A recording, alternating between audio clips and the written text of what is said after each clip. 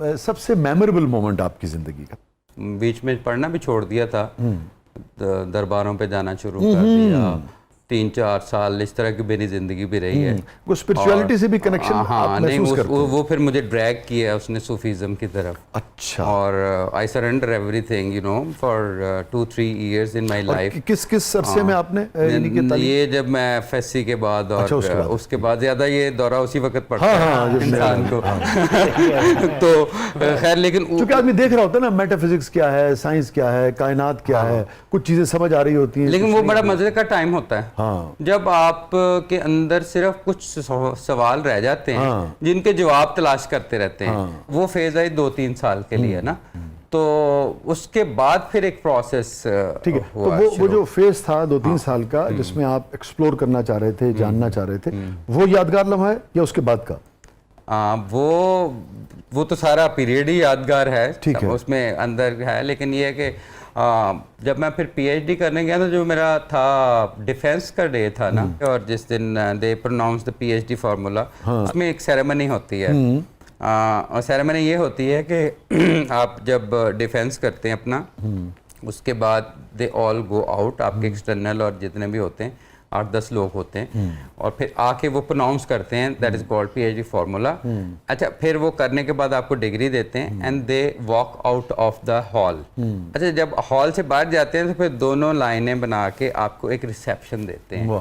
अच्छा, that still picture is with me. और उसको मैं जब एक सेंस ऑफ अचीवमेंट आपको होती है कि एक स्कूल जिसमें टाट थे, ठीक है, वहाँ से हम सफ़र शुरू किया। हाँ, और उसके अंदर आपको बिजली भी नहीं आती थी बाज़ का, ठीक है ना। और ऐसा दौर भी देखा कि यूनिवर्सिटी में पढ़ता था तो 3 दिन खाने के लिए पैसे नहीं थे, दीवारों पे लिखना शुरू कर दिया, ठीक है, जब कायदे-आज़म में थे। और वो भी एक लम्हा है ये तलख यादगार लम्हा कि 3 दिन पानी पीता रहा। और उसके बाद फिर I used to write on the walls, मेरे कमरे की दीवारों पे ऊपर बहुत ज़्यादा लिखता था। तो लेकिन बाद में खैर भूल जाती हैं ऐसी बातें, खैर ज़िंदगी फिर रवा दवा चलती है। तो इसलिए मैं अक्सर इनको कहता हूँ कि ये मेरे लिए ये मीनिंगलेस है। ये हाँ, लेकिन बहुत अच्छी बात है, हमें पूरी गुफ्तगू में अंदाज़ा हुआ कि आपको जगह जगह उसका एहसास है और आप उसको याद रखते हैं। और जो हमें महसूस हुआ वो ये हुआ कि उसको आप इस तरह से याद रखते हैं कि उससे एक हम्बलनेस जो है वो पैदा, हम्बलनेस भी और ग्राउंडेड रखते हैं, एक फाइटिंग स्पिरिट भी है। हाँ, बजाय इसके एक फाइटिंग स्पिरिट भी है। और मैं समझता हूँ कि क्योंकि कुछ लोग अपने माजी से विंडिक्टिव भी हो जाते हैं ना कि अच्छा ये हुआ, अब मैं ज़माने से नहीं, ज़माने अल्लाह का शुक्र है उससे नहीं, उसमें ये है कि आपको एक फाइटिंग स्पिरिट मिलता है ज़िंदगी में, कि वहाँ से आ सकते हैं तो फिर कहीं से भी। कहता है कि जी मैं गरीब था, पढ़ नहीं सका, दिस इज़ रॉन्ग।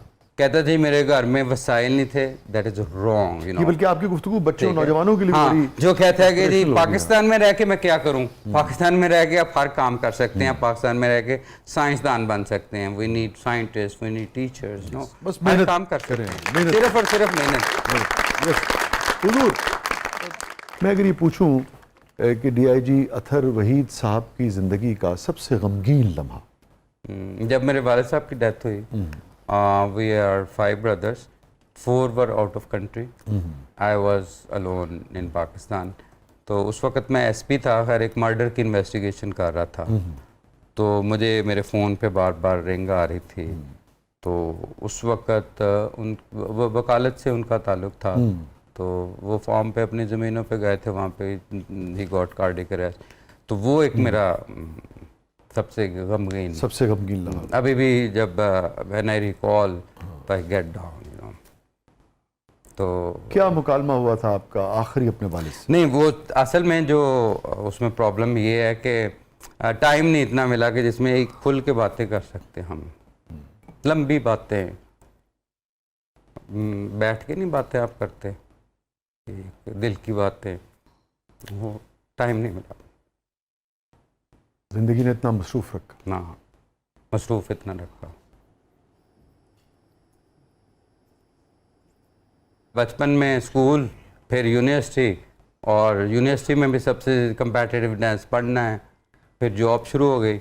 और जॉब का मेरा पहला दिन यूनिवर्सिटी का आखिरी दिन, फौरन, एक दिन भी नहीं था महसूस में ना। अब थोड़ा सा फील होता है कि काश हम बैठ जाते। क्या बात जो आप अपने वालिद से आपको लगा कि यार मैं काश ये कह सकता, अगर हूं तो कहूँ? अब आपने बहुत इमोशनल क्वेश्चन शुरू कर दिया।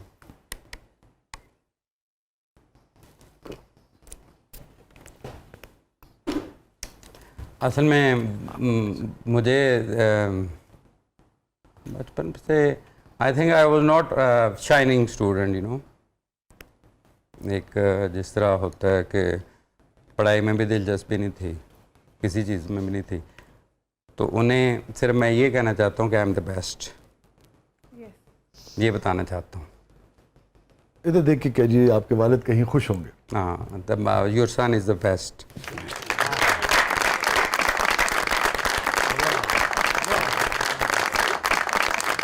उन्होंने वर्दी में देखा आपको, क्या तासुरात थे, आपको याद पड़ता है?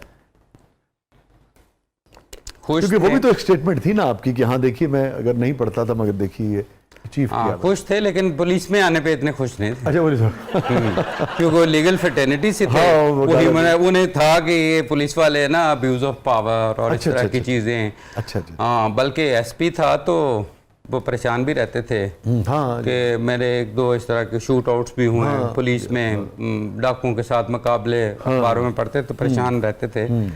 तो बल्कि वफात से पहले ना, कुछ महीने पहले उन्होंने मुझे कहा कि यार अपनी पोस्टिंग चेंज करवा लेना, ये मुझे नहीं अच्छा लगता कि तुम एक फियर होता है। हाँ, फिर बाप तो बाप ही है इंसान। ना, बाप तो बाप ही। ऐसे ही है।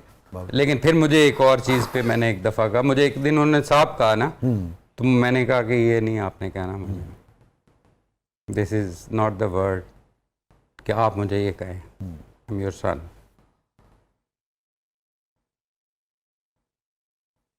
He was very disciplinarian.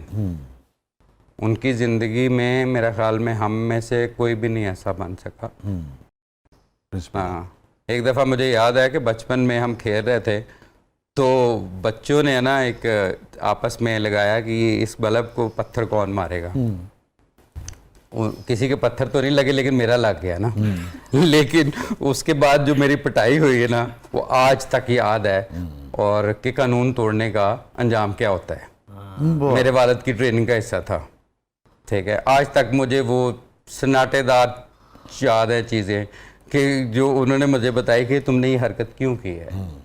तो ये बचपन से बेसिकली तरबियत करनी। मैं अक्सर कहता हूँ कि what I will do my son will do. हाँ, यू नो, अब देखना आपको हमेशा याद है। हाँ, हमेशा वो याद है। अब अक्सर कहते हैं कि जी आपने ऊंचा क्यों, आजकल के तो खैर बच्चे अगर आप बात कर रहे हैं तो आपसे 2 दिन वो बात ही नहीं करते कि जी बाबा ने मुझे ये कहा। ठीक है ना, मैं हमारे बाबा तो बिल्कुल हिसाब किताब पूरा करते थे। और आज तक हमें बाबा की एक एक चपेट याद है। साल ना गल करेंगे। बहुत बहुत शुक्रिया सर। अतर भाई साहब, बहुत ही अच्छा लगा। आप एक तो आपने वक्त निकाला, आप तशरीफ़ लाए, और लाज़िम बात है आपकी अपनी पोजीशन है, जो जिम्मेदारी है उसके भी बहुत सारे तकाज़े हैं। यकीनन आपने उनको मलहूज़ खातिर रखते हुए मगर बहुत दिल से और बहुत खुल के, और हमें लगा कि बहुत खुलूस से बातें की हैं। Thank you so much. Thank you so much, thank you so much, बहुत बहुत शुक्रिया।